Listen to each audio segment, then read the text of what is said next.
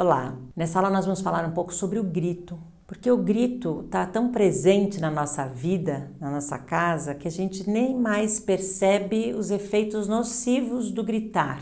E eu não estou falando só dos filhos que gritam muito, que esse é um comportamento que os pais sempre reclamam, né? Ah, meu filho grita demais, eles gritam, eles falam gritando. E nós adultos? Tem gente que diz que o grito é a nova palmada. Antigamente se resolvia os comportamentos desafiadores dos filhos com uma boa palmada. Aí eles aprendiam e ficavam quietos, com medo de levar palmadas, não faziam de novo. Será? Será que não faziam? Faziam escondido? A que preço, né? O grito é a mesma coisa.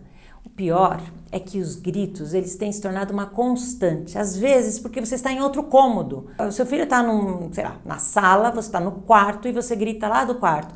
Precisa escovar os dentes, está na hora do jantar, vem aqui fazer não sei o quê. E essa mania que a gente tem de falar as coisas gritando pode ser um exemplo, um mau exemplo para os nossos filhos de como se comunicar. Então, essa comunicação aos gritos, que é tão típica dos brasileiros, não é? Não sei se já perceberam, mas a gente tem essa fama mesmo aí ao redor do mundo de que somos um povo muito barulhento, que fala alto, que gesticula, tal como os italianos.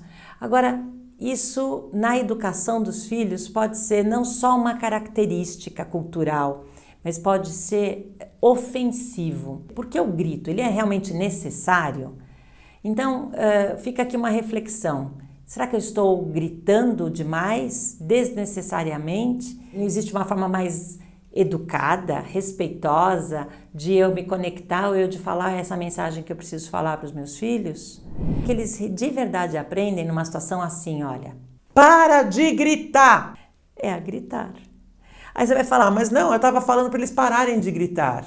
Mas vamos lembrar que eles aprendem mais com o que nós fazemos do que com o que nós falamos.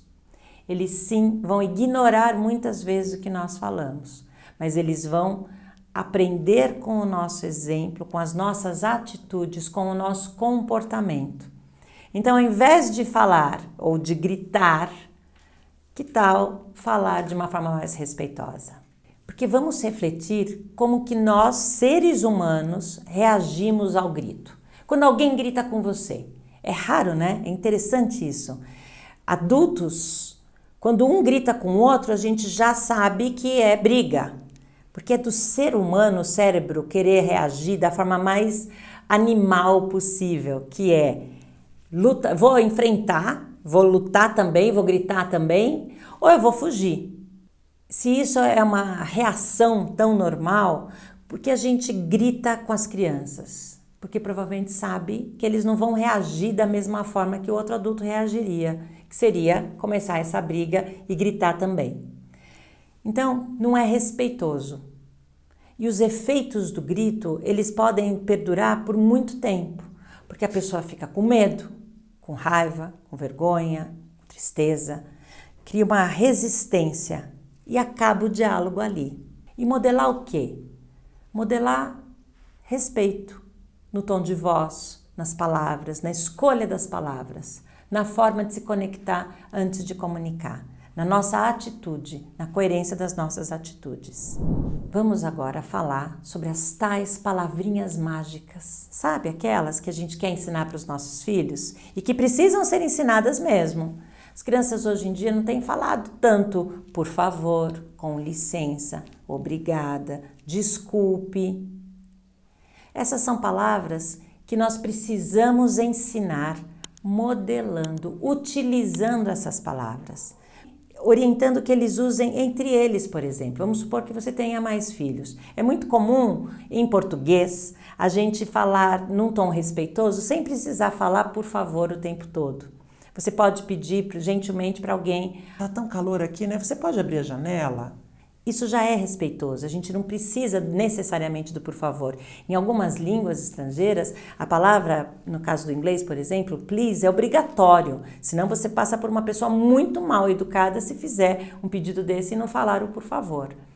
Em português parece que não é tão obrigatório, mas ele é importante e seus filhos só vão utilizar essas palavras respeitosas, as tais palavrinhas mágicas, se você utilizar também. Agora é o seguinte, vamos falar sobre desculpa. Vamos supor que alguém cometeu um erro e que você fale para o seu filho, peça desculpas para o seu irmão. Isso já não é respeitoso. Você pode até perguntar para aquela pessoa que se sentiu prejudicada naquela situação. Você pode perguntar, você gostaria de ouvir um pedido de desculpas? Te ajudaria um pedido de desculpas? E dar essa opção. Nós já falamos sobre a reparação dos erros e da importância se você realmente assumir, você se sentir muito por ter feito aquilo, você dizer claramente, eu sinto muito, não queria que isso estivesse acontecendo. Eu vou evitar que isso aconteça de novo, vou evitar fazer isso de novo, sabe? Então, esse pedido de desculpas, ele precisa ser verdadeiro, a gente não impõe, a gente não obriga, do mesmo jeito que a gente não obriga uma pessoa a aceitar o pedido, né? Você não obriga a dar o pedido. Agora, na prática diária, ao demonstrar que você está arrependido de alguma coisa verdadeiramente, que você quer reparar o seu erro e que você pede desculpas, você já está modelando para os seus filhos de como pedir desculpas, aceitar desculpas, como fazer pedidos. Isso vale também para pedir coisas emprestadas. Quantas vezes um irmão pega uma coisa do outro sem pedir, aí o outro fica bravo porque pediu e aí começa uma briga, um conflito. Então a gente pode explicar que você talvez empreste se aquele pedido for feito de uma forma respeitosa. Então, a frase seria mais ou menos assim, filho, você quer isso emprestado? Então peça com educação. E aí vamos supor que ele fez o pedido para o irmão, né? Você me empresta tal roupa para eu usar? Eu queria usar o seu boné e tal. E o irmão pode falar, empresto, não empresto, porque isso também é um direito de cada um. E você tem que explicar isso para os seus filhos. Ensinar os filhos a dizer não, ensinar os filhos a recusar, é prepará-los para a vida. Por outro lado, a gente vai valorizar, vai estimular, vai encorajar a generosidade, a bondade, a gentileza, a compaixão, a empatia.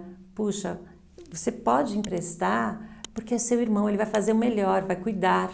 E você depois pode também, em troca, pegar alguma coisa emprestada. Ensinar também essa mão de via dupla, né? Que é o emprestar e o pedir emprestado.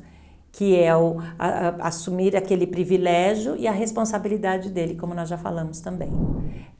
São as habilidades de comunicação sendo colocadas em prática no dia a dia na sua casa. Só cuidado, já falamos sobre isso, para não falar demais. Frases curtas, objetivas. Por favor, obrigada. Você me empresta? Hoje não, talvez depois de eu usar. Ah, tá bom, eu entendo.